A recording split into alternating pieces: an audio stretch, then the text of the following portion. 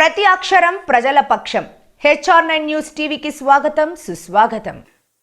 వైద్య విద్యలో పేద విద్యార్థులకు నష్టం కలిగించేటువంటి రీతిలో 50% సీట్లు పేద పిల్లలకు రాకుండా గత ప్రభుత్వం 107, 108వ జీవోను తీసుకొని రావడం చాలా అన్యాయం. దాన్ని రద్దు చేయాలని అన్ని పార్టీలు డిమాండ్ చేసినాయి. ప్రస్తుతం అధికారంలో ఉన్నటువంటి తెలుగుదేశం, జనసేన, బీజేపీలు కూడా డిమాండ్ చేసినాయి.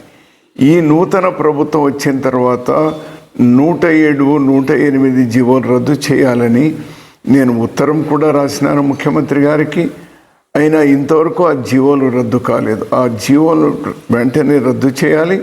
పేద విద్యార్థులకు ప్రభుత్వ వైద్య కళాశాలల్లో మెరిట్ ప్రకారం వారికి సీట్లు కేటాయించాలి అని మరోసారి డిమాండ్ చేస్తున్నాం.